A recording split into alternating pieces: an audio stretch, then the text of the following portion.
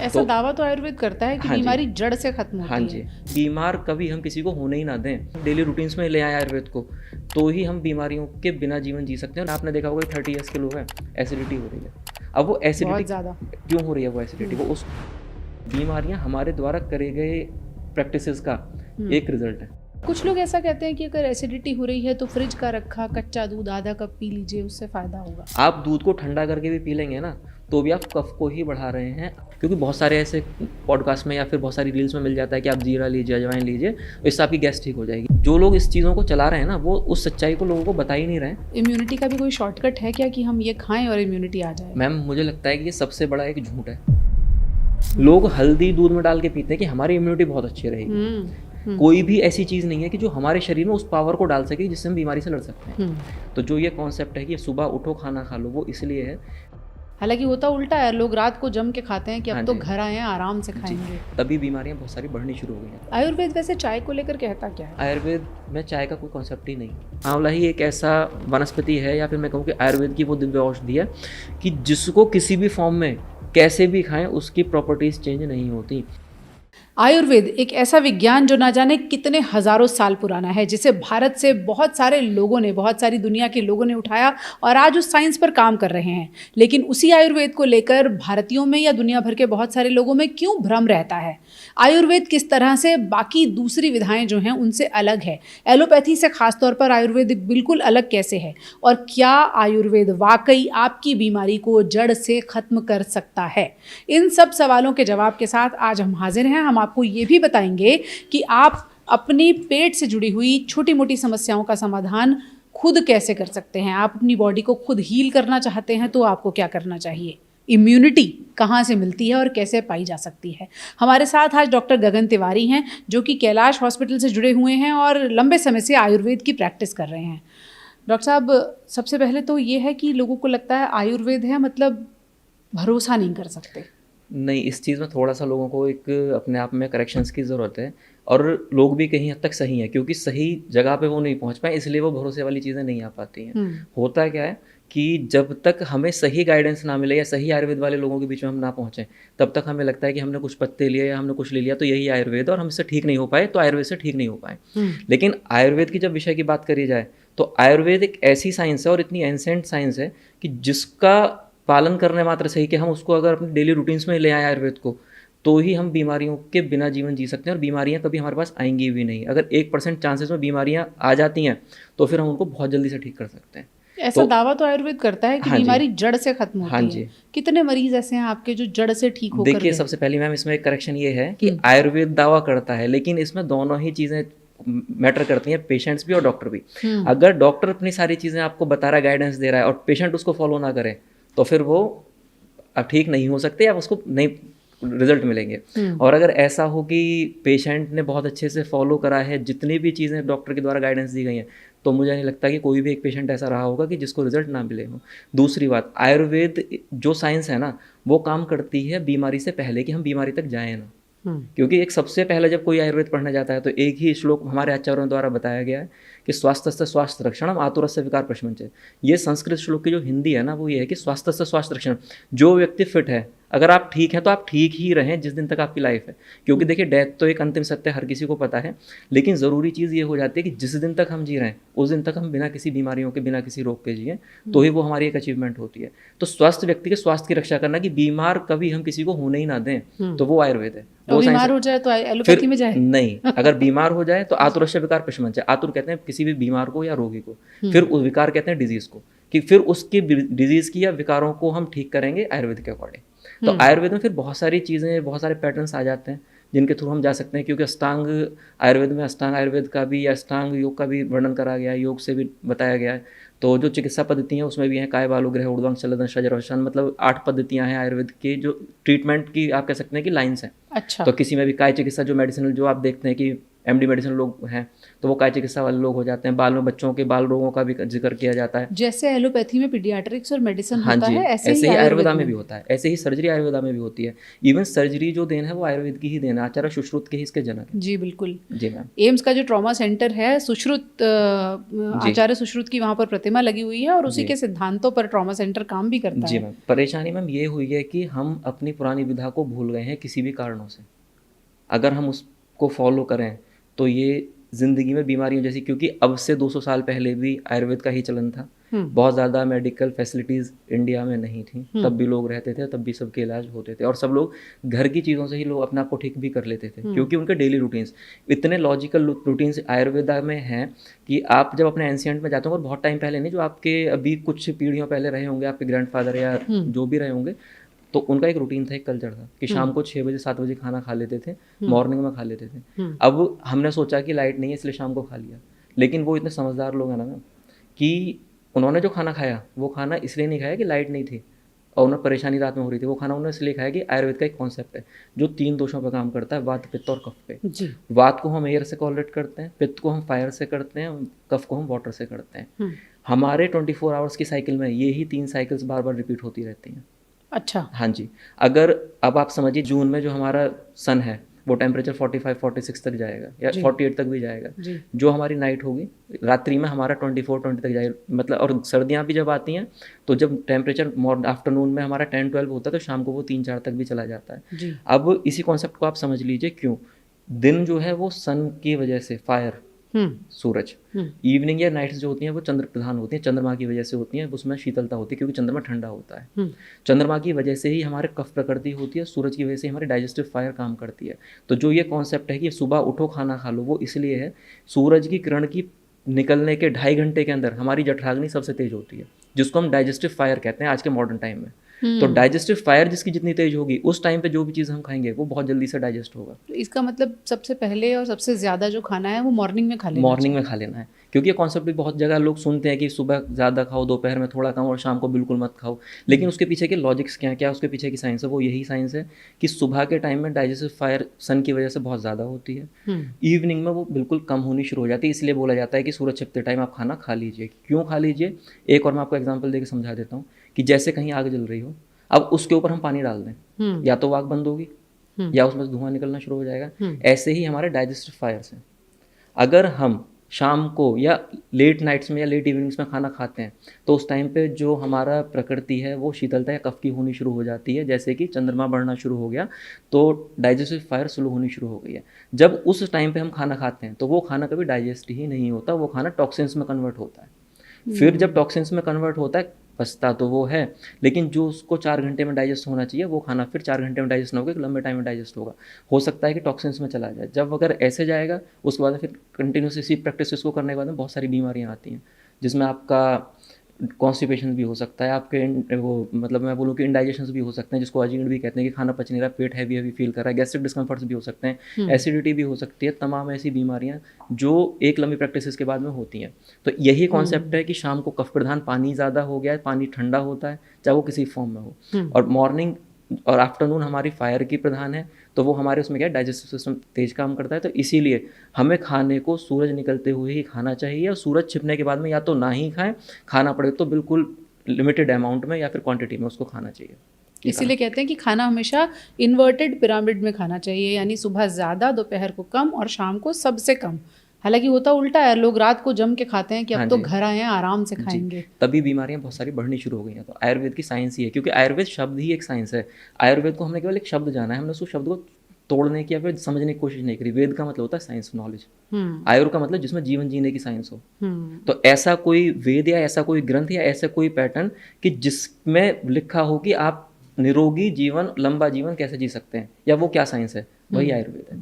तो आयुर्वेद एक साइंस है मैम। डॉक्टर साहब, एक बॉडी टाइप का अक्सर आयुर्वेद में जिक्र होता है कि इंसान की बॉडी की एक प्रकृति होती है, वात, पित्त, कफ जी।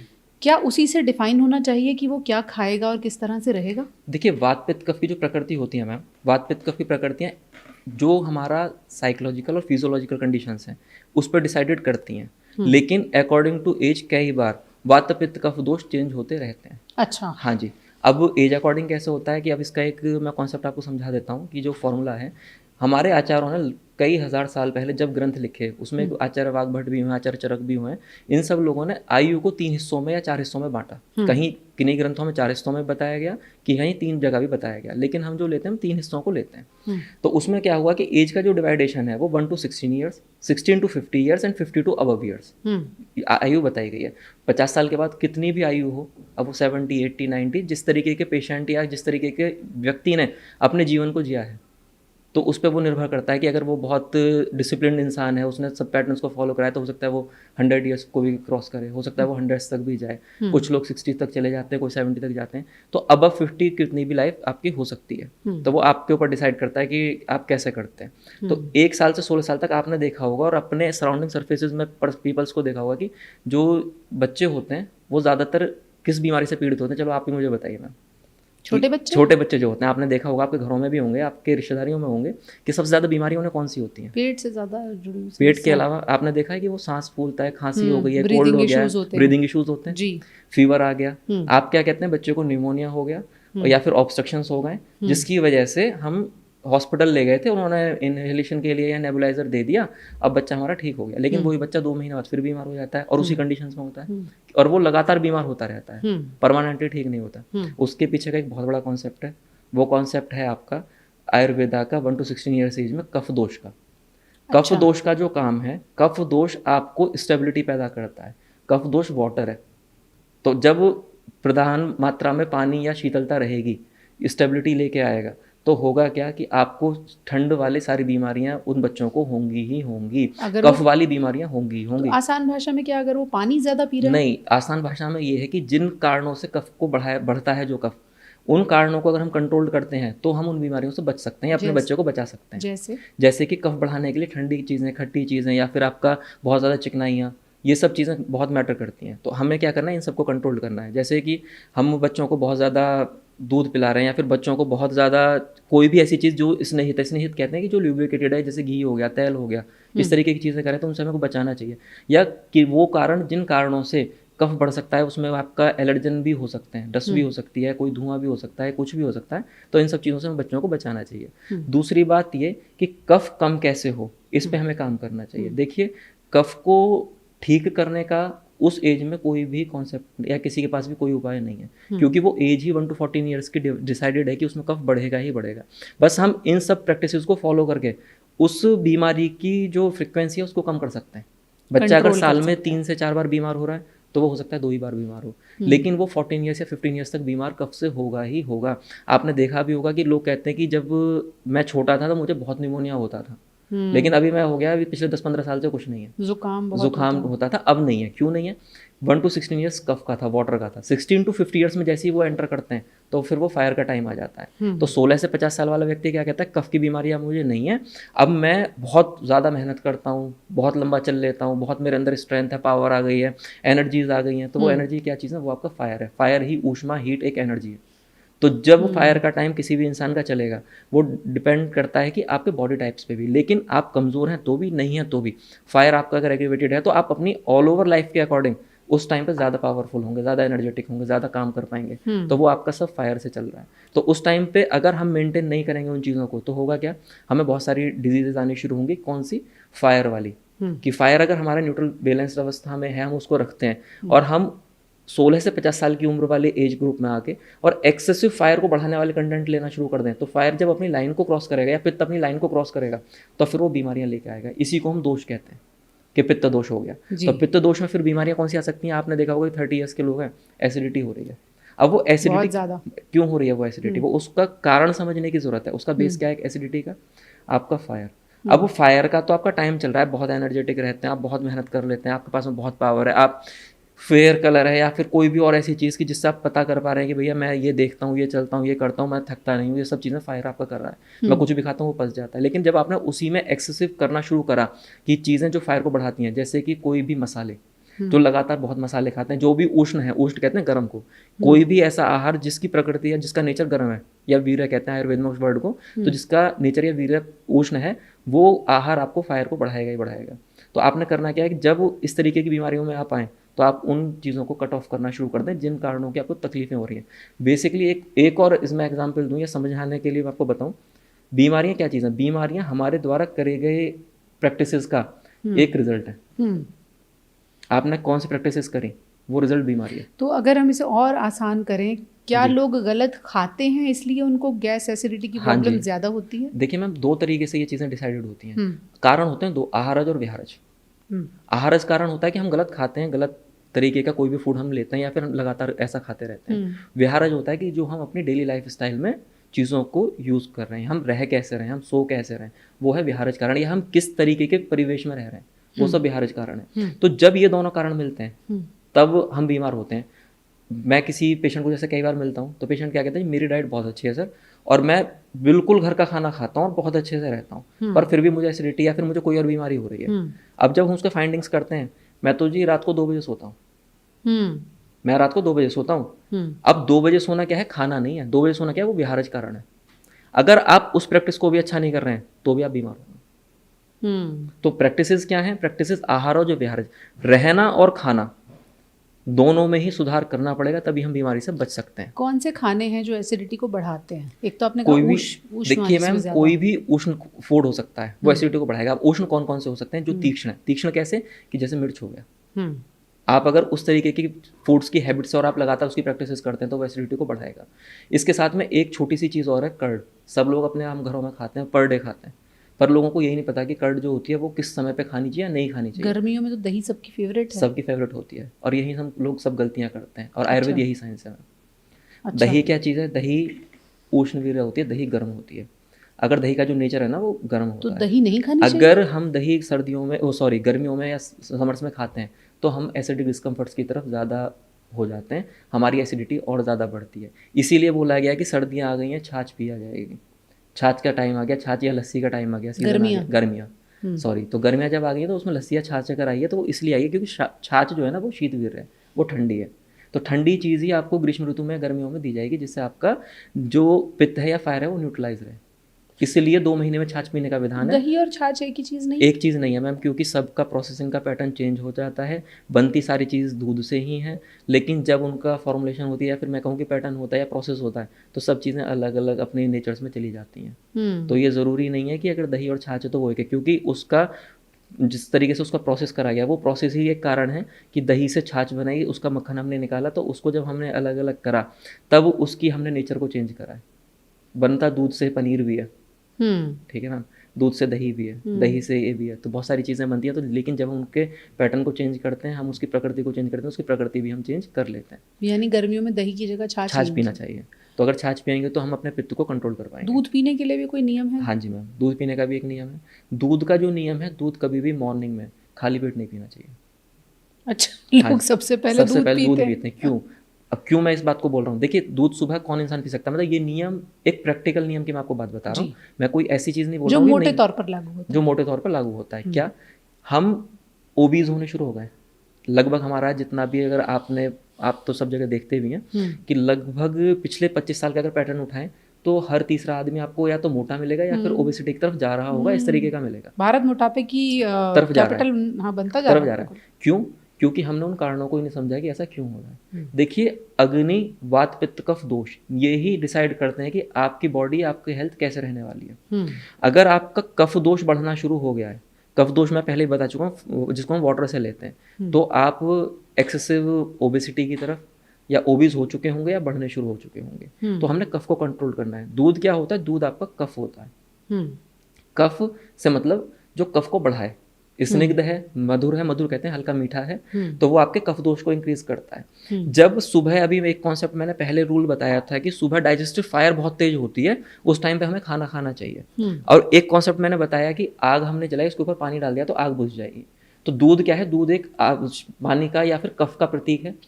जितना भी डाइजेस्टिव फायर है मॉर्निंग में, वो आपकी इंक्रीज हो रही है। जब आपने दूध को पिया तो दूध क्या करेगा? आपके कफ को बढ़ाएगा। जैसे ही कफ को बढ़ाएगा तो आपकी डाइजेस्टिव फायर स्लो हो जाएगी, और जैसे ही आपकी जठराग्नि या डाइजेस्टिव फायर स्लो होगी तो आपका क्या होगा? इंडाइजेशन होना शुरू होगा। जब इंडाइजेशन होगा तो फिर वो आपको मेद रोग कहते हैं, फैट को इंक्रीज करना शुरू करेगा। अगर वो इंक्रीज करेगा आपका, तो फिर आप ओबेसिटी की तरफ या और किसी भी डिजीज़ की तरफ या इंडाइजेशन की तरफ जा सकते हैं। मतलब मैं ये नहीं बोल रहा हूँ कि ओबीज ही होंगे, कोई भी डिजीज़ हो सकती है, हो सकता है भूख ही ना लगे, हो सकता है आपको जो खाने का मन है वो मन ही ना करे, तो इस तरीके की चीज़ें हो सकती हैं। फिर दूध को कब पीना चाहिए, बात आती है ये वाली। देखिए जिस तरीके से सुबह फायर का टाइम हो, मॉर्निंग का टाइम एयर का हो गया, जब सन निकलना शुरू हुआ सूरज की किरण के साथ में फायर इंक्रीज होनी शुरू हुई, इवनिंग में चंद्रमा के टाइम पे हमारा कफ या वाटर एलिमेंट बढ़ना शुरू हुआ। तो जब कफ को कफ के साथ हम यूज करेंगे, जो हमारा पुराना कॉन्सेप्ट है ना कि रात को खाना खा के दूध पी के सोना है, वो कॉन्सेप्ट ही ये है कि जब हम शाम को दूध पियेंगे तो वो हमारा शरीर में पाचन को बढ़ाएगा, जिसमें आपका दूध को एक गुण भी दिया गया, मृदुविरेचक कहते हैं। मृदुविरेचक कहते हैं कि वो हल्का लेग्जेटिव है, कि जब हम रात को दूध पीते हैं तो वो सुबह लेग्जेटिव का काम करके आपको कॉन्स्टिपेशन भी नहीं होने देता, गैस्ट्रिक डिस्कम्फर्ट भी नहीं होने देता। अगर हम वो करते हैं तो उस प्रैक्टिस से हम अपने डाइजेस्टिव सिस्टम को पावरफुल करते हैं। तो ये हमारे जो पूर्वज हैं वो बहुत समझदार हैं कि उन्होंने इस तरीके की चीज़ें बनाई और वो उनको फॉलो करते हैं। ये तो आपने बताया दूध कब पीना चाहिए। हाँ जी मैम। अब गर्मियां हैं तो दूध कैसे पीना चाहिए पर भी आ जाते हैं, कई लोग शेक्स बनाते हैं, जी मैम, दूध को फलों के साथ मिलाते हैं, आम के साथ, केले के साथ, चीकू के साथ, और कुछ लोग जैसे आपने कहा रात में वो अगर आप पियेंगे तो लैक्सेटिव का काम करेगा, कुछ लोग कच्चा दूध आधा कप कहते हैं कि ये भी कई समस्याओं को हल करता है। इन दोनों चीज़ों को आप कैसे देखते हैं? देखिए मैम, हर एक चीज़ अपने कंडीशन के अकॉर्डिंग मैटर करती है, ठीक है।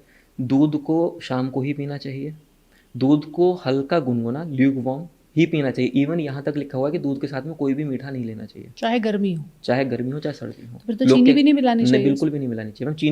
चीनी के लिए तो मैं हमेशा ही बोलता हूँ चीनी तो कभी खानी ही नहीं है। अगर आपको मधुर रस के लिए कुछ खाना है तो आप कोई भी नेचुरल रिसोर्सेज की तरफ जा सकते हैं। आप किशमिश खा सकते हैं, आप मुनक्के खा सकते हैं, आप अंजीर ले सकते हैं, आपके पास बहुत सारे ऑप्शन, आप डेट्स ले सकते हैं, आप कुछ भी करें, लेकिन चीनी कोई भी हमारा फूड नहीं है। केवल एक ये सल्फर है और जो आर्टिफिशियल शुगर है और आपको हमेशा नुकसान से पहुंचाना ही पहुंचाना। आपने गुड़ का नाम नहीं लिया। हाँ, गुड़ मैम, गुड़ भी ले सकते हैं, लेकिन गुड़ भी दूध के साथ निषेध बताया। ये बोला गया है कि गुड़ को हम दूध के पहले दूध पी लें या फिर पहले गुड़ खा के दूध पी लें या दूध पी के गुड़ खा लें, तो हम ऐसे कर सकते हैं, मिलाया नहीं। पर हम फिर भी प्रैक्टिस कर लेते हैं क्योंकि उसके हार्म्स जो है वो बहुत कम है। गुड़ को अगर हम दूध के साथ में पीते हैं या खाते हैं तो वो इतना हार्म नहीं करता। लेकिन जो थ्योरी कहती है, जो चीज़ है वो हमारा लिखा हुआ है, वो रिटन यही है कि दूध को अकेला ही पीना चाहिए, दूध में कुछ चीज़ नहीं मिलानी। तो ये मैंगो शेक, बनाना बिल्कुल भी नहीं लेना चाहिए मैम, मिला के नहीं लेना। फ्रूट्स को अपना अलग लेना चाहिए और दूध को अपना अलग लेना चाहिए। और गर्मी हो तो भी दूध ठंडा नहीं पीना चाहिए। हाँ, नॉर्मल टेम्परेचर, रूम टेम्परेचर या फिर हल्का ल्यूकवार्म, इस तरीके से काम कुछ लोग ऐसा कहते हैं कि अगर एसिडिटी हो रही है तो फ्रिज का रखा कच्चा दूध आधा कप पी लीजिए, उससे फायदा होगा। वो केवल एक टेंडेंसी को चेंज करते हैं मैम। देखिए होता क्या है, हम पानी को गर्म करते हैं लेकिन पानी की टेंडेंसी आप बदल नहीं सकते। वो कुछ टाइम बाद फिर से ठंडा हो जाता है। क्यों ठंडा हो जाता है? इसलिए ठंडा हो जाता है क्योंकि उसकी टेंडेंसी ही ठंडा रहने की है, ठीक।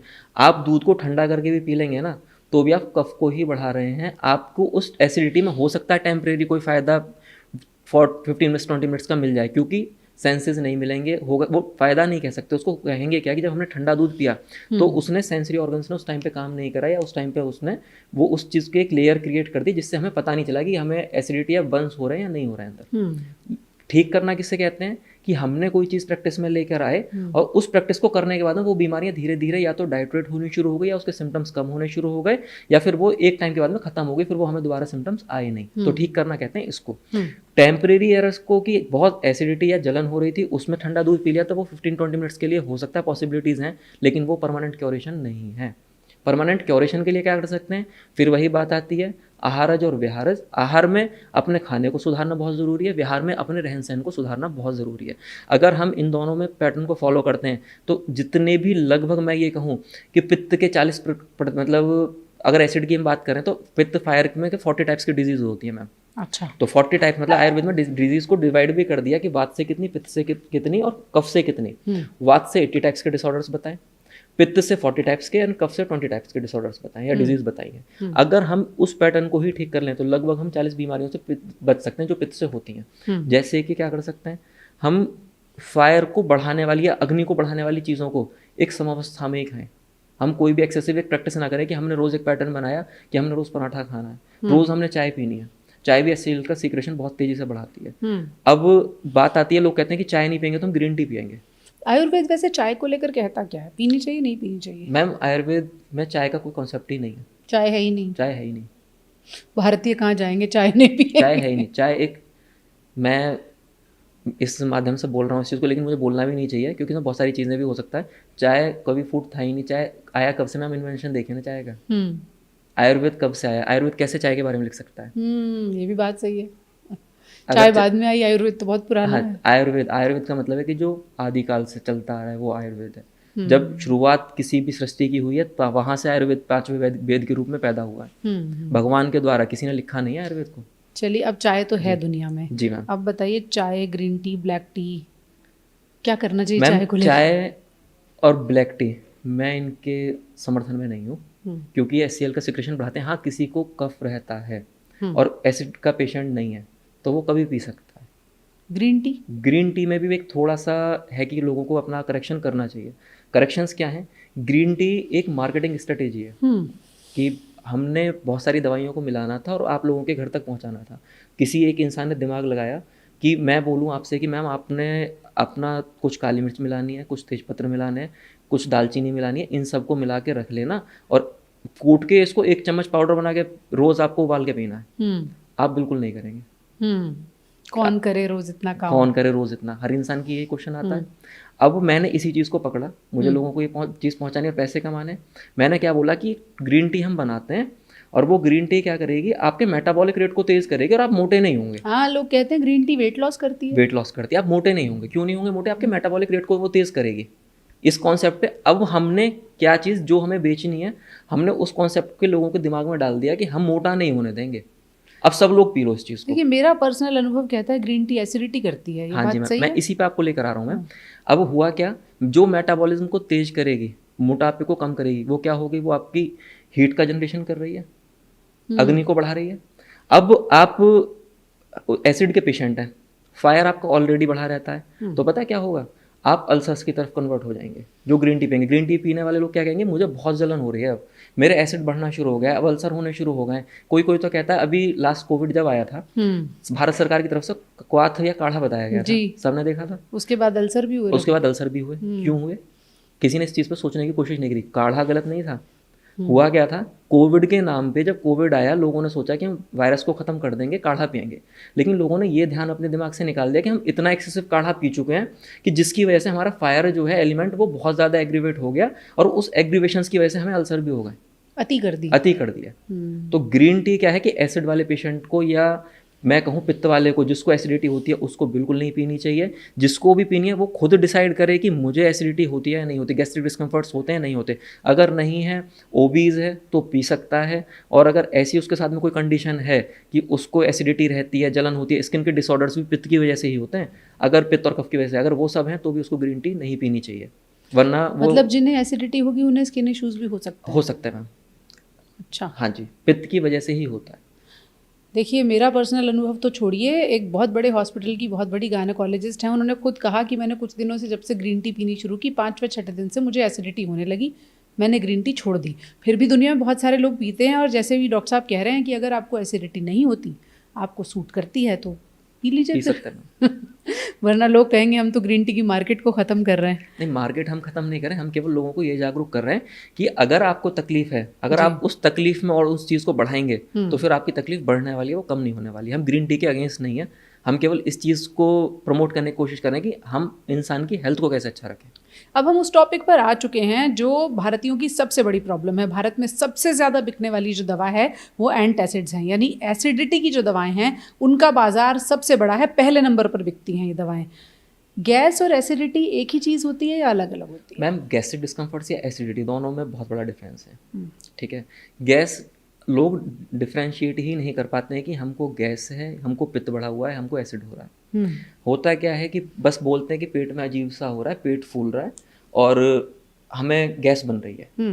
हो सकता है कि एसिड भी हो सकता है गैस्ट्रिक डिस्कम्फर्ट। आयुर्वेद में एक शब्द आता है आदमान और आटोप, कि पेट बहुत फूल गया, पेट में मटके जैसी ध्वनि आनी शुरू हो गई। हम जैसे मटके को बजाते हैं इस तरीके की कोई साउंड आ रही है, पेट में बबल्स साउंड महसूस होनी शुरू हो गई, तो हो सकता है हम उसको गैस में काउंट कर सकते हैं। लेकिन अगर हमें जलन हो रही है, हमें नॉजियाटिक फील हो रहा है, हमारे अगर नोजिया के साथ में हमें वॉमिटिंग भी अगर कुछ हो रही है, तो उसमें हमें कोई भी बहुत ज़्यादा HCl या कहें कि एसिड जैसा कुछ सिक्रेशंस ऐसे बाइल्स निकल रहे हैं, तो वो एसिडिटी में काउंट होता है।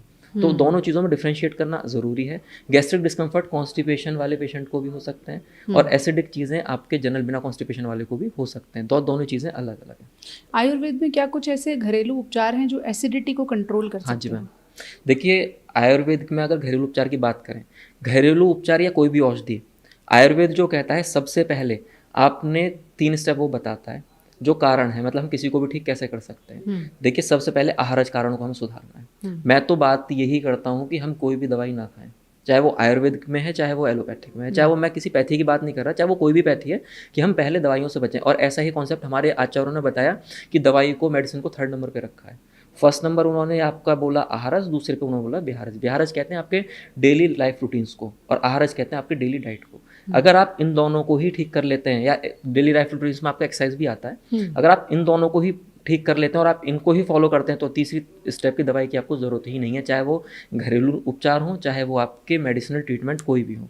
ये ज़रूरत पड़ती कब है, जब हम इन दोनों में फेल हो जाते हैं, इनसे हमें रिजल्ट नहीं मिल पाते। और लेकिन वो संभव है कि 1% केसेस ऐसे हो सकते हैं कि जिनमें ईश्वर की ऐसी इच्छा हो कि इनको बीमारी है, तो उनमें हमें मेडिसिन की ट्रीटमेंट की ज़रूरत पड़े, या उनको क्या रिजल्ट मिल पाते हैं वो एक फर्दर अलग विषय हो गया। पर अगर हम अपने आप को ठीक रखना चाहते हैं तो हमें अपने आहार को, अपनी लाइफस्टाइल को ठीक करना ही पड़ेगा, तभी हम ठीक हो सकते हैं, तभी कुछ भी घरेलू उपचार काम कर सकते हैं। फिर भी अगर आप पूछ रहे हैं कि घरेलू उपचार में कर क्या सकते हैं, तो देखिए उसमें सबसे सरल तो एक ही उपचार है। हर घर में सौंफ और सूखा धनिया होता है जी। आधा चम्मच सौंफ और आधा चम्मच सूखा धनिया आप 1 गिलास पानी में शाम को भिगो दीजिए जी। और सुबह उठ के उसको चाय के तरीके से बॉईल करिए।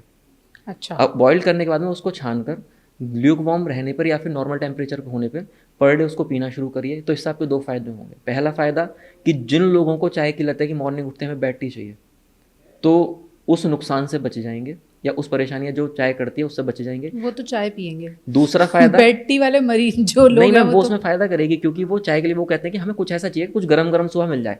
हाँ। तो उसमें क्या है कि आपकी हेल्थ के लिए हमने बताया कि आप सौंफ और धनिया को उबाल कर पीजिए, तो उससे होगा क्या कि आपके बेड टी वाला जो आपका ब्रेन का, मैं बोलूँ कि अर्ज है या आपकी जो ज़रूरत है या क्रेविंग्स जो ब्रेन की है कि मुझे चाय सुबह पीनी है, तो वो भी शांत होगी, आपने कुछ लिया। दूसरा आपको फ़ायदा क्या होगा कि आपके जो एसिडिक डिस्कम्फर्ट्स आपको होते हैं, आपको पता भी नहीं चलेगा कि जैसे आपको 2-3 हफ्ते होंगे कि वो एसिडिटी आपको कम होनी शुरू हो गई है। जो लोग मतलब एसिड के नाम पे एंटासिड्स का कोई भी कैप्सूल या कोई भी सिरप या कुछ लेते हैं, उनके वो कम होने शुरू हो गए, उनकी उन्हें ज़रूरत महसूस नहीं हो रही है। तो यही एक बहुत अच्छा फॉर्मुलेशन है, तो इसको तो फॉलो करें। इसके साथ साथ में कोई भी मसाले, तला हुआ खाना, मैदे वाला खाना, चीनी या हाई कैलोरीज जिसमें भी हो सकते हैं, वो बेवरेजेस भी हो सकते हैं, शेक्स हो सकते हैं, कुछ भी हो सकता है, तो उन सब चीज़ों को कंट्रोल्ड या लिमिट में या ख़त्म करना शुरू करें।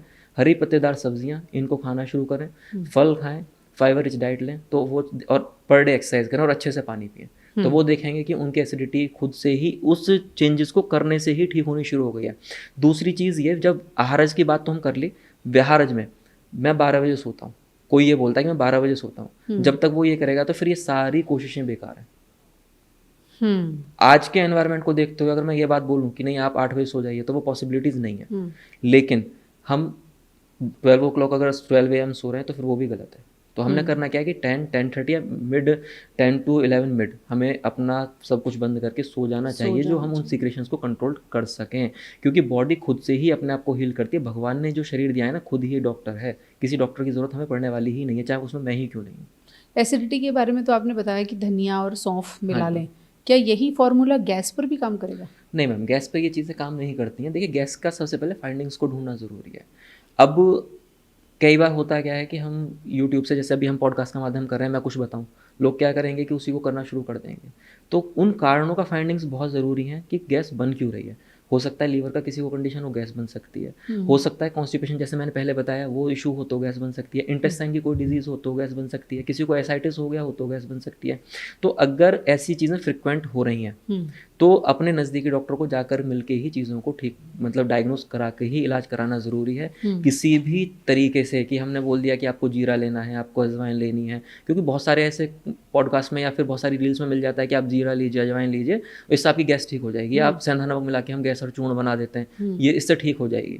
पर ज़रूरी ये है कि सबसे पहले फाइंडिंग्स की ज़रूरत, क्योंकि अगर वो टेम्परेरी एरर है, किसी भी फूड की वजह से आया, तो वो विदिन 1 डे या विदिन 12 आवर्स वो चीज़ आपकी हमसे दूर हो जाएगी। अगर वो आपको फ्रिक्वेंटली हर दूसरे दिन ये चीज़ हो रही है, तो कहीं ना कहीं वो आपका इंटरनल ऑर्गन्स का कोई ना कोई इशू है या कोई आपके अंदर बीमारी है। तो उसकी फाइंडिंग्स आपको अपने नज़दीकी डॉक्टर या कहीं भी जाकर करानी है, और उसके बाद में उसका ट्रीटमेंट जो हो सकता है वो करना है। आयुर्वेद इम्यूनिटी पर भी जोर देता है, और लोगों को लगता है कि इम्यूनिटी तो अब मार्केट में मिलती है, इम्यूनिटी का बहुत बड़ा बाजार है, आयुर्वेदिक दवाएं भी हैं और एलोपैथी में भी है, तो इम्यूनिटी का भी कोई शॉर्टकट है क्या कि हम ये खाएं और इम्यूनिटी आ जाए? मैम मुझे लगता है कि ये सबसे बड़ा एक झूठ है, और ये एक बहुत ही वाहियात सी बात है कि इम्यूनिटी को हम स्टोर से कुछ लेके आए और बढ़ा सकते हैं। इम्यूनिटी कोई भी एक ऐसी चीज़ नहीं है जिसको हम खरीद के ठीक कर सकते हैं।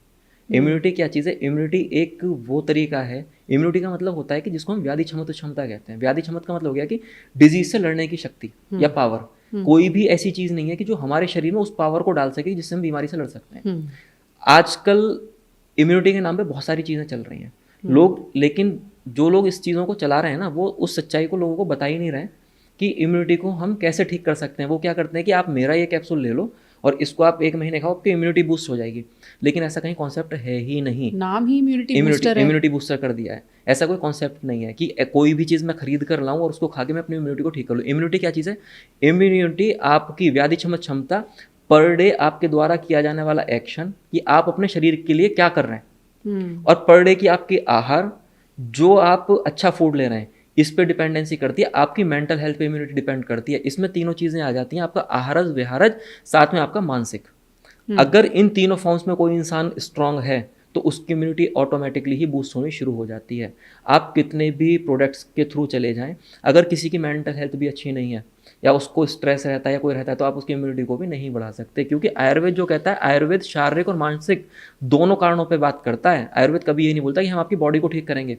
आयुर्वेद कहता है कि स्वास्थ्य का नियम क्या है या इम्यूनिटी का नियम क्या है। उन्होंने परिभाषा जो दी है ना स्वास्थ्य की, तो उन्होंने बोला सम दोष समग्नि सम धातु मल क्रिया प्रसन्नात्मेंद्रिय, मतलब स्वास्थ्य इति अभिधीयते, मतलब सम दोष, वात पित्त कफ एयर वाटर फायर उसके बैलेंस रहे। सम धातु, 7 धातुएं उसकी बताई कि आपके ब्लड से लेके आपकी बोन्स तक, आपकी मसल तक, आपका फैट भी, और आपका जिसको हम शुक्र कहते हैं, शुक्र के बाद आता है ओज जिसको हम इम्यूनिटी कहते हैं। अगर आपका फूड अच्छा नहीं है, आपका रस अच्छा नहीं है, तो 7 धातुएं बताई गई हैं, रस रक्त मांस मेद अस्थि मज्जा शुक्र, और शुक्र के बाद ओज, ओज जिसको इम्यूनिटी बोला जाता है। अगर कोई भी आपका इसमें से मतलब 1 through 7 कोई भी चीज़ खराब है तो आपकी इम्यूनिटी अच्छी हो ही नहीं सकती। और ये सारी चीज़ें कैसे उत्तरोत्तर काम करती हैं, इंक्रीज कैसे करती हैं? आप अगर फूड अच्छा लेंगे तो आपका रस बनेगा, रस अच्छा होगा तो आपका रक्त अच्छा होगा, रक्त अच्छा होगा तो आपका मांस अच्छा होगा, मांस अच्छा होगा तो मेद, मेद जिसको फैट कहते हैं वो अच्छा होगा, फैट अच्छा होगा तो फिर आपकी अस्थियाँ बोन्स हेल्थ अच्छी होंगी, और बोन्स अच्छी होंगी तब आपका शुक्र अच्छा होगा, तब वो इम्यूनिटी को कन्वर्ट करेगा। अब इम्यूनिटी कोई भी चीज़ नहीं है कि मैंने बोला, मैंने इन सब कॉन्सेप्ट को साइड कर दिया और इम्यूनिटी मैंने अकेले बढ़ा दी। तो सबसे पहले फूड को जो बेसिक है उसको ठीक करना है।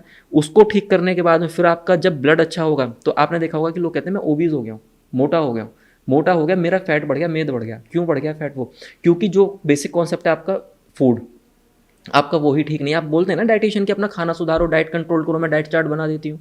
क्यों बना देते हैं डाइट चार्ट? क्यों? रस बह स्रोतस को अच्छा करना है, रस धातु को अच्छा करना है। रस अच्छा होगा तो फिर उत्तरोत्तर सारी चीजें अच्छी हो जाएंगी, जिसमें 7वां या उसका भी उत्तरोत्तर जो शब्द बताया वो इम्यूनिटी ओज जो है वो बताया गया है। अब ओज को अगर इम्यूनिटी को बढ़ाना, जैसे आपने मुझसे पूछा कैसे बढ़ाऊं, तो सबसे पहले जिसको बढ़ाना है इन सब चीज़ों को ठीक करना पड़ेगा, और इन सब चीज़ों को ठीक करना है तो सबसे पहले फूड को ठीक करना पड़ेगा।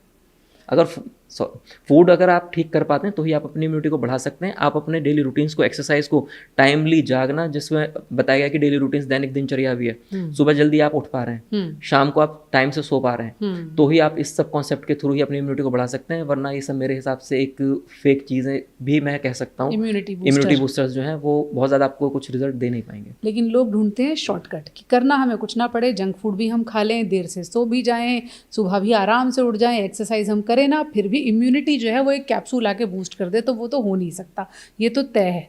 एक्सरसाइज की अब बात करते हैं। गर्मियों का मौसम चल रहा है, बहुत लोग इसे एक्सक्यूज़ बना लेते हैं कि इतनी गर्मी है एक्सरसाइज कैसे करें। सर्दियों में भी एक्सक्यूज़ बना लेते हैं कि ठंड बहुत है। एक्सरसाइज को लेकर क्या नियम होना चाहिए? देखिए, एक्सरसाइज का जो नियम है मैम, सबसे पहले ये समझना चाहिए कि एक्सरसाइज हम कर रहे हैं तो उससे होता क्या है। देखिए, एक्सरसाइज जो काम करती है आपका, वो कफ का या फिर आपके शरीर से फैट को कम करने का, या शरीर को हम बोलें कि लोगों में पता है कि सुडौल करने के, आपका बॉडी टोन करने का काम करती है। क्यों करती है? कि आपका एक्सेसिव फैट को वो ठीक कर लेती है और आपका मसल मास अच्छा हो जाता है और आपकी बोन हेल्थ अच्छी होकर आप ठीक हो जाते हैं और आपका इंटरनल हेल्थ भी अच्छी हो जाती है। अब जब बात आती है गर्मियाँ सर्दियों की या किसी भी सीज़न की, तो देखिए सीज़न के अकॉर्डिंग एक्सरसाइज को भी कम ज़्यादा किया जा सकता है। अब लोगों का एक कॉन्सेप्ट है कि सर्दियाँ आएंगी तो हम एक्सरसाइज कम करेंगे, बहुत सर्दी अभी नहीं करते हैं, हाइबरनेट हो जाते हैं लोग। हाँ जी, एक्सरसाइज करना ही नहीं जाते हैं। अब उसमें क्या होता है, लोग कहते हैं सर्दियों में वजन बढ़ जाता है, वो वजन नहीं बढ़ता है। सर्दियों में होता क्या है कि जब बाहर भी आपका कफ प्रधान एनवायरनमेंट हो गया, ठंड हो गई है, आप उसमें भी अंदर अपने आराम से सोए हुए हैं, आपने ऑटोमेटिकली अपने शरीर में आलस्य पैदा कर लिया, जिससे आपका बॉडी के अंदर भी कफ और वाटर एलिमेंट बढ़ना शुरू हो गया, फिर आप ओबीज होने शुरू हो गए। आपने उस टाइम पे जब सबसे ज़्यादा ज़रूरत है एक्सरसाइज की, आपने नहीं करी है, तो आपको इंडोर एक्टिविटीज़ के थ्रू, आप आउटडोर में जैसे भी कंसर्न हो जैसे आप कर सकते हैं।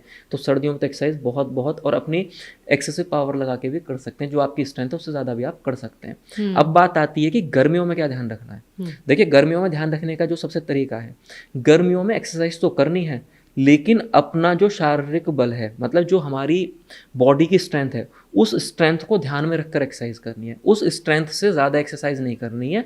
ऐसा आयुर्वेद में, ऐसा हमारे शास्त्रों में लिखा हुआ है। अल्प बल एक्सरसाइज ही ग्रीष्म ऋतु में बताई गई है। उसका कंसर्न या उसका कारण क्या है, वो लॉजिक भी आपको समझना जरूरी है, वरना लोग कह देंगे कि एक्सरसाइज के लिए मना करने वाला पहला पॉडकास्ट देखा है। हम मना नहीं कर रहे हैं, हम क्या कर रहे हैं कि एक्सरसाइज को अपनी स्ट्रेंथ के अकॉर्डिंग आपने डिज़ाइन करना है, कि स्ट्रेंथ से ज़्यादा एक्सरसाइज गर्मियों में नहीं करनी है। उसका कारण ये है कि जब भी हम व्यायाम करते हैं तो हमारा एयर एलिमेंट एक्टिवेट हो जाता है या वो एग्रीवेट हो जाता है। अगर एयर एलिमेंट एग्रीवेशन की तरफ जाएगा, और गर्मियाँ होती क्या है, गर्मियों में वात दोष ऑटोमेटिकली ही इंक्रीज रहता है। आप जरा से इससे वॉक करने जाते हैं तो आपको एक्सेसिव स्वेटिंग हो जाती है, डिहाइड्रेशन हो सकता है किसी को उस डिहाइड्रेशन से, या फिर मैं कहूँ कि उस हीट के स्ट्रोक से आप चिड़चिड़ापन, इरिटेशंस भी आ जाती हैं। क्यों आ जाती हैं? क्योंकि वात दोष इंक्रीज हो गया, पेन आने शुरू हो जाते हैं। तो अब एक्सरसाइज में हमने इतना ध्यान रखना है कि अगर हम ज़्यादा एक्सरसाइज करते हैं तो ये चीज़ और एग्रीवेट होगी, तो आपके दर्द, आपकी इरिटेशंस, आपका डाइजेस्टिव सिस्टम, इन सब पे इम्पैक्ट आता है। अगर आप उसको लिमिटेड अमाउंट में करते रहते हैं कि आपने जितना आप थके नहीं, मतलब आपको लगा कि अब हल्का पसीना आना शुरू हो गया, हार्ट बहुत ज़्यादा रेस नहीं कर रहा है, मतलब पल्पिटेशन बहुत ज़्यादा नहीं है, उस टाइम तक आप एक्सरसाइज करते रहते हैं, तो फिर आप अपने आप को फिट बनाए रखते हैं। वरना आपको तकलीफें अगर एक्सेसिव एक्सरसाइज करने से इस सीजन में भी, ग्रीष्म ऋतु में, हो सकती हैं। इसलिए बोला गया है कि अपने अल्प बल के अनुसार, मतलब अपनी स्ट्रेंथ से थोड़ा सा कम एक्सरसाइज करनी है। करनी एक्सरसाइज डेली है, करनी डेली है, लेकिन उसको ध्यान रखते हुए सामर्थ्य से थोड़ा सा कम। जैसे ही ये 2 महीने ग्रीष्म ऋतु के जाते हैं, ग्रीष्म ऋतु में होता कितना है कि आपका लास्ट अप्रैल या फिर हम कहें कि 20 अप्रैल के आसपास से जून मिड, ये ग्रीष्म ऋतु के 2 महीने बताए जाते हैं। इनके बाद में फिर आप धीरे धीरे अपनी एक्सरसाइज को इंक्रीज करके और जिस तरीके से आप पैटर्न फॉलो करते हैं आप कर सकते हैं। ऐसा भी कहा जाता है कि हमारी रसोई में बहुत सारी औषधियों का खजाना छिपा है। अगर आप कुछ क्विक टिप्स दे पाएँ कि किस तरह की चीज़ को कैसे इस्तेमाल करने से क्या फ़ायदा हो सकता है। देखिए, हमारी रसोई में मैम जितने भी हम भारतीय लोग हैं जो अपने मसाले यूज़ करते हैं, वो सब हमारी औषधियाँ ही हैं। अच्छा। हाँ जी, लेकिन अब ये हमें चूज एक लाल मिर्च को छोड़कर, या वो भी औषधि है? नहीं, औषधियाँ ही हैं सारी, लेकिन हमें वो वाइजली करना है कि मेरी किस कंडीशन के लिए कौन सी औषधि का काम करेगी, क्योंकि हर एक चीज़ के नेगेटिव एंड पॉजिटिव दोनों ही पहलू होते हैं। अगर हमने वो चीज़ किसी के लिए औषधि का काम कर रही है तो वो उसके अगेंस्ट वाली कंडीशन में वो पॉइजन का काम भी करेगी। बिल्कुल। तो आपने खुद ये डिसाइड करना है कि मेरे लिए क्या चीज़ ठीक हो सकती है। लोग क्या सोचते हैं कि एक चीज़ कहीं लिखी गई है, उसको सब लोग मानकर और कर लेते हैं, वो ये ध्यान नहीं रखते हैं कि मेरे लिए ज़रूरी है या नहीं है, मुझे सूट करेगा या नहीं करेगा। तो आपके लिए क्या ज़रूरी है। जैसे अभी एसिड की आपने बात कर दी थी, तो एसिड में मैंने आपको बताया कि सौंफ धनिया सबके लिए है, अब जिनको एसिड है वो ले सकते हैं। अब वही सौंफ धनिया अपने किचन में मिलता है, और जिनको जुकाम हो गया वो यूज़ करेंगे तो क्या होगा, वो जुकाम और एग्रीवेशन में चला जाएगा। तो हमने इस चीज़ को ध्यान रखना है। काली मिर्च अगर कोई है हमारी किचन में रहती है तो काली मिर्च का हम यूज़ करते हैं, काली मिर्च हम खा रहे हैं। अब एसिडिक पेशेंट अगर काली मिर्च को खाएगा,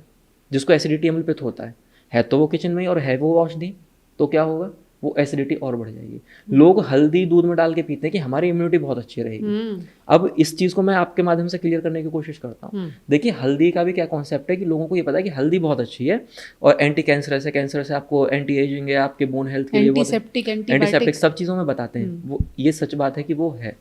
लेकिन अगर किसी को अल्सर है, उसने हल्दी का यूज़ किया तो अल्सर पेप्टिक्स में बदल के आपको ब्लड भी आना या वॉमिटिंग्स और इस तरीके की कंडीशंस भी हो सकती हैं। तो फिर तो जिसे एसिडिटी है उसे भी नहीं लेनी, बिल्कुल नहीं लेनी चाहिए। हल्दी नहीं लेनी चाहिए, काली मिर्च नहीं लेनी चाहिए, आपका दालचीनी नहीं लेनी चाहिए, आपको जितनी भी गरम मसाले हैं, स्पाइसेस में जो भी आते हैं वो नहीं लेना चाहिए। तो इस तरीके से उनको वाइजली चूज़ करना है कि हम क्या ले सकते हैं। तो हल्दी किसको लेनी चाहिए? हल्दी जिनको कफ प्रकृति है या जिनका पित्त न्यूट्रल रहता है वो हल्दी अच्छे से यूज़ कर सकते हैं, लेकिन उसमें थोड़ा सा चेंजेस भी ये डाल सकते हैं। कंटिन्यूस 1 महीने 2 महीने ना लें। देखिए, लेने के लिए तो हमारे घर में रोज़ सब्जियां बनती हैं तो हल्दी डली रही और वो हमारी हेल्थ के लिए बहुत अच्छी है। लेकिन जब हम उसके ज़्यादा या उसके अगेंस्ट में मैं ये कहूँ कि शाम हुई, दूध में डाल के हमने एक्सेसिव उसको लेना शुरू कर दिया, फिर वो परेशानी पैदा करती है। वरना अभी लोग ये सोचेंगे कि अभी हल्दी के लिए मना करें, हल्दी तो हम सब्जी में बहुत साल से खाते आ रहे हैं, या पूर्वज हमारे खाते आते हैं, सब खा रहे हैं, हल्दी के लिए मना नहीं कर रहे हैं। लेकिन बोल क्या रहे हैं कि लिमिटेड अमाउंट में या लिमिटेड क्वांटिटी में अगर आप उसको लेते हैं तो ही वो आपके लिए हेल्पफुल है। अगर आप किसी भी चीज़ में एक्सेसिव फॉर्म में जाते हैं कि मैं हल्दी के नाम पे या काली मिर्च के नाम पे मैं शाम को दूध में डाल के लेता हूँ, मैं सुबह पानी के साथ ले लेता हूँ, मैं किसी भी और फॉर्म में शहद के साथ ले लेता हूँ, तो जब आप एक्सेसिव उसमें 15-20 दिन लेते हैं तो फिर आपको वो जो पित्त प्रधान बीमारियों में लक्षण होते हैं तो उनको भी क्रिएट कर सकती है। तो इसलिए बहुत वाइजली उसको चूज करें। कुछ लोग कच्ची हल्दी का इस्तेमाल करते हैं मार्केट से लाकर, और कुछ लोग जो मार्केट से पाउडर आता है हल्दी जो मसालों में डलती है, क्या यूज़ करना चाहिए? देखिए मैम, कच्ची हल्दी जो होती है, कच्ची हल्दी भी अपने आप में एक बहुत बड़ी औषधि ही है। दोनों की प्रॉपर्टीज़ थोड़ी सी चेंज हो जाती हैं। अच्छा। तो कर दोनों ही सकते हैं। अब जैसे पहले भी मैं बात बोल चुका हूँ कि आपके लिए क्या ज़रूरी है, आप उसको देखें तो ज़्यादा ठीक है। मतलब इसमें बहुत ज़्यादा टॉपिक में कुछ है ही नहीं कि मैं कुछ भी कुछ बता दूं, कि उसमें बहुत ज़्यादा चीज़ें है ही नहीं। मतलब वो आपके लिए कितना ज़रूरी है वो आपकी डिपेंडेंसी है। क्योंकि अगर मेरे कहने से 10 लोगों ने यूज़ करा, उसमें 3 लोगों का गलत हो गया ना, तो फिर बड़ी दिक्कत है। तो अगर आपको गैस्ट्रिक डिस्कम्फर्ट्स नहीं है, आपको कोई भी हीट से रिलेटेड डिजीज़ नहीं है, तो आप कच्ची हल्दी भी यूज़ कर सकते हैं और आप वैसे हल्दी भी यूज़ कर सकते हैं। क्या इसका मतलब है कि गर्मियों में कच्ची हल्दी थोड़ा अवॉइड करनी चाहिए? हाँ, अगर कोई तकलीफ आपको, सिम्टम्स आपको आ रहे हैं तो अवॉइड करनी चाहिए। सर्दियों में फिर भी कंपैरेटिवली कर सकते हैं मैम। सर्दियों में खाना वैसे भी ज़्यादा पच जाता है गर्मी के मुकाबले। हाँ जी, क्योंकि जठराग्नि प्रदीप्त होती है, डाइजेस्टिव फायर तेज हो जाती है और वो खाने को पचाती है। हमारा गर्मियाँ जब उष्ण भी मतलब होता है, जब वात दोष बढ़ता है, तो उसके कारण भी कई बार हमें इंडाइजेशन या फिर इस तरीके की चीज़ें हो जाती हैं, तो हमें गर्मियों में कम खाना ही खाया जाता है, सर्दियों में ज़्यादा खाना खाते हैं। आंवला भी बहुत फायदेमंद बताया जाता है, किसको फ़ायदा करता है, कैसे लेना चाहिए? देखिए आंवला जो है, आंवला और हम बात, अब आंवले का आपने पूछा तो मैं थोड़ा सा इसमें ऐड कर देता हूँ। त्रिफला पे ले आते हैं इस टॉपिक को। त्रिफला में आंवला, हरितकी और विविधकी, जिसको हम नॉर्मल लैंग्वेज में जानते हैं हरड़ बहेड़ा आंवला के नाम से हम इसको जानते हैं, जी। सभी लोग यूज़ कर लेते हैं। हरड़ बहेड़ा और आंवला तीन चीज़ें हैं। हरड़ को हम हरितकी कहते हैं, बहेड़ा को हम विभितक कहते हैं, और आंवला तो आंवला होता ही है। तो आंवले का जब हम इनका प्रयोग करते हैं, देखिए सबसे अच्छी चीज़ पता है इसकी क्या है कि ये त्रिदोष शामक है। आप एयर एलिमेंट से परेशान है तो भी, आप फायर से परेशान है तो भी, आप कफके से परेशान है तो भी, आप तीनों कंडीशंस में इसको यूज़ कर सकते हैं। तो बॉडी टाइप कैसी भी हो कोई भी यूज़ कर सकता है। बस यूज़ करने का या टाइम का चेंजेस इसमें आ जाते हैं। जैसे अब इसका एक कंटेंट उठाते हैं हरितकी, जिसको हम छोटी हरड़ कहते हैं। हरितकी को आयुर्वेदा में औषधियों की या इंसान की माँ कहा गया है। जिसके पास कुछ ना हो वो हरड़ खाना शुरू कर दे तो अभी वो बहुत सारी बीमारियों से अपने आप को बचा सकता है। कैसे हरड़ वो मैं आपको बता देता हूँ। मैं देखिए हरड़ क्या चीज़ है, हरड़ का कॉन्सेप्ट पता है क्या है कि त्रिदोष शामक है। अब जैसे ग्रीष्म ऋतु चली हुई है, अब गर्मियाँ हैं, तो इस गर्मियों के अकॉर्डिंग मैं बता देता हूँ।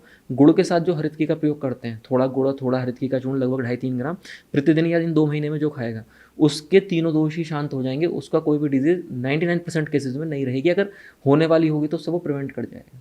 तो इस तरीके से हरड़ का प्रयोग करना चाहिए। शाम को दूध के साथ भी हरड़ का प्रयोग कर सकते हैं, गर्म पानी के साथ भी कर सकते हैं।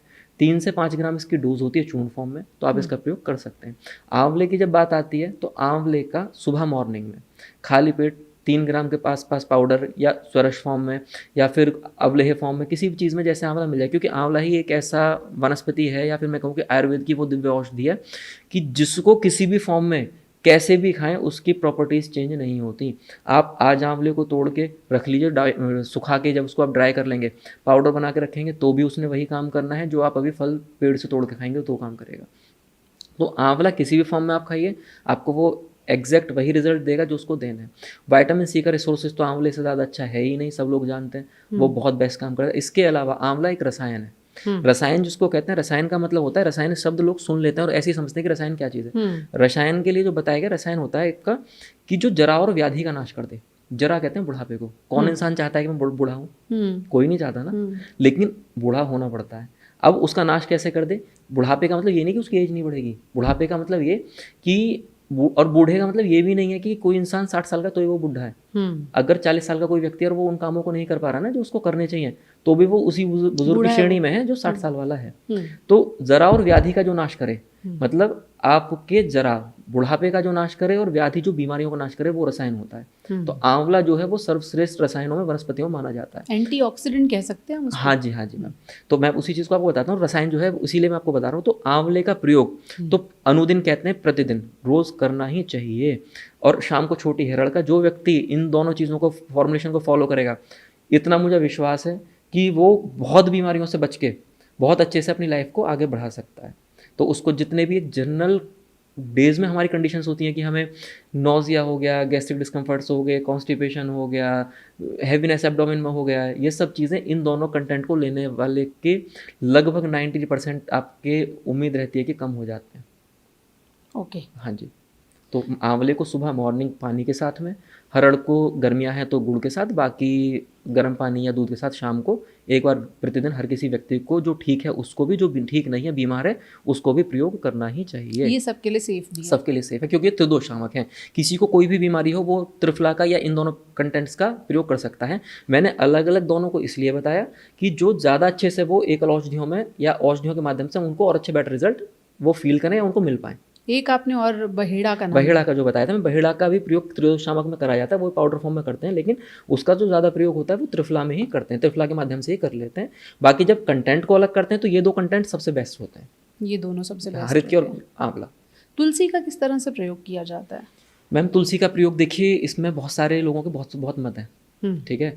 तुलसी का जब प्रयोग की बात आती है तो इम्यूनिटी बूस्ट में लोग बहुत करते हैं, कोल्ड कफ हो जाता है बहुत करते हैं। इसके साथ साथ में ही तुलसी का जो दिव्य औषधि है, अब एक कॉन्सेप्ट है कि तुलसी को चबा कर नहीं खाना है। चबा के नहीं खाने का मतलब लोगों ने उसको अध्यात्म से जोड़ दिया है, लेकिन उसके साथ में एक छोटा सा साइंटिफिक रीजन भी है। वो रीजन क्या है कि मरकरी, तुलसी के अंदर जब मरकरी होता है तो मरकरी जब भी कैल्शियम से जाके मिलता है तो वो उसको डाइट्रेशन बढ़ा देता है, कैल्शियम को खत्म करता है। ओह, तो हमारे इसलिए दांतों के नीचे नहीं रखना। इसलिए दांतों के नीचे नहीं रखना चाहिए। तो हम उसको तुलसी को इस तरीके से पी लेते हैं।